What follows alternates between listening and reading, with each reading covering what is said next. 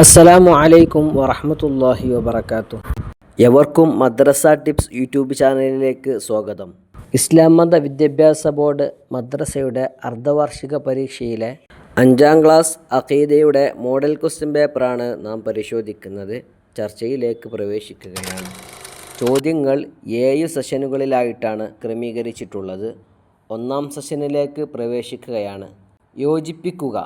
ചോദ്യപേപ്പറിൻ്റെ ഒരു വശത്ത് 6 ചോദ്യങ്ങളും അതിനു നേരെ 6 ഉത്തരങ്ങളും കൊടുത്തിട്ടുണ്ട്. അതിൽ നിന്നും ശരിയായ ഉത്തരം മധ്യഭാഗത്ത് തിരഞ്ഞെടുത്ത് എഴുതുകയാണ് വേണ്ടത്. ചോദ്യം 1. അബൂബക്കർ ബിനു ഡാഷ്. ഉത്തരം അബി ഖുഹാഫ. ചോദ്യം 2. അലി ബിനു ഡാഷ്. ഉത്തരം അബി ത്വാലിബ് റളിയല്ലാഹു അൻഹു. ചോദ്യം 3. ഏക അഭിപ്രായമാണ്. ഉത്തരം ഇജ്മാ. ചോദ്യം 4. സ്വഹാബികളിൽ ഏറ്റവും ശ്രേഷ്ഠർ. ഉത്തരം അൽ ഖുലഫാഉർ റാഷിദീൻ. ചോദ്യം 5. ഖുർആനിൻ്റെ വ്യാഖ്യാനമാണ് ഡാഷ്. ഉത്തരം സുന്നത്ത്. ചോദ്യം 6.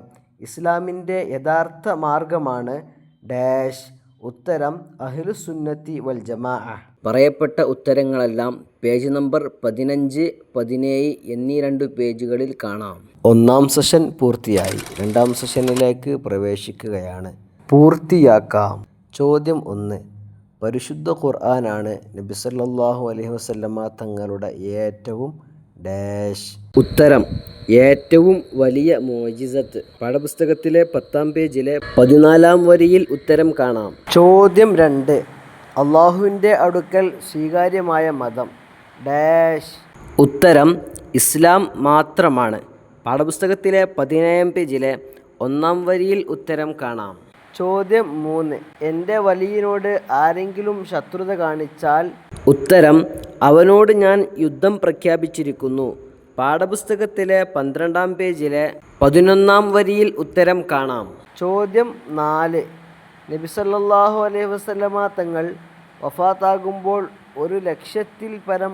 ഉത്തരം സ്വഹാബികൾ ഉണ്ടായിരുന്നു. പാഠപുസ്തകത്തിലെ 15ാം പേജിലെ 5ാം വരിയിൽ ഉത്തരം കാണാം. 2ാം സെഷനും പൂർത്തിയായി. 3ാം സെഷനിലേക്ക് പ്രവേശിക്കുകയാണ്. വ്യക്തമാക്കാം. ചോദ്യം 1.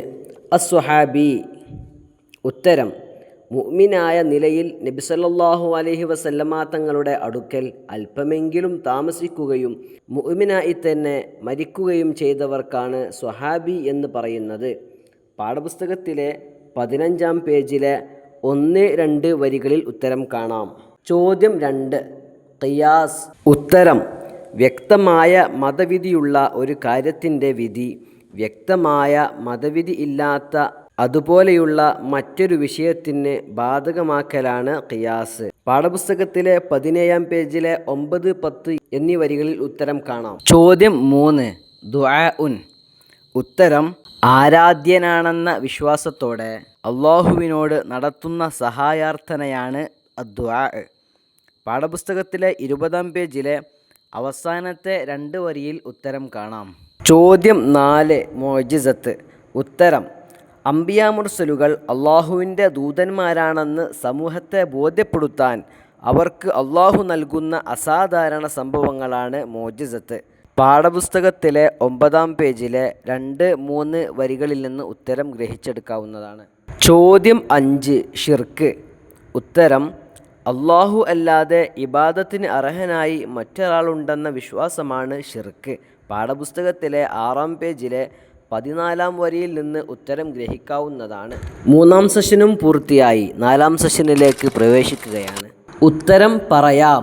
ചോദ്യം 1. അള്ളാഹു ഏകനാണ് എന്തിലെല്ലാം. ഉത്തരം അള്ളാഹു ദാത്തിലും സിഫാത്തിലും അഫ്ആലിലും ഏകനാണ്. പാഠപുസ്തകത്തിലെ 6ാം പേജിലെ 7, 8 വരികളിൽ ഉത്തരം കാണാം. ചോദ്യം 2. അംബിയാ മുർസലുകൾ എന്ന് പറയുന്നത് ആർക്കാണ്. ഉത്തരം അള്ളാഹുവിൻ്റെ സന്ദേശം ജനങ്ങൾക്ക് കൈമാറാൻ അള്ളാഹു തെരഞ്ഞെടുത്ത ദൂതന്മാരാണ് അംബിയാ മുർസലുകൾ. പാഠപുസ്തകത്തിലെ 9ാം പേജിലെ 1ാം വരിയിൽ നിന്ന് ഉത്തരം ലഭിക്കുന്നതാണ്. ചോദ്യം 3. തീ ഇബ്രാഹിം നബിക്ക് നൽകിയത് എന്തായിരുന്നു? ഉത്തരം: ചൂടിന് പകരം തണുപ്പും സ്വസ്ഥതയും സമാധാനവുമായിരുന്നു തീ ഇബ്രാഹിം നബി അലൈഹിസ്സലാമിന് നൽകിയത്. പാഠപുസ്തകത്തിലെ 9-ാം പേജിലെ 12-ാം വരിയിൽ നിന്ന് ഉത്തരം ലഭിക്കുന്നതാണ്. ചോദ്യം 4.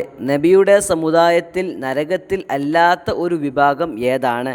ഉത്തരം: നബി സല്ലല്ലാഹു അലൈഹി വസല്ലമ പറഞ്ഞു, ഞാനും എൻ്റെ സ്വഹാബത്തും സഞ്ചരിച്ച മാർഗമാണത്.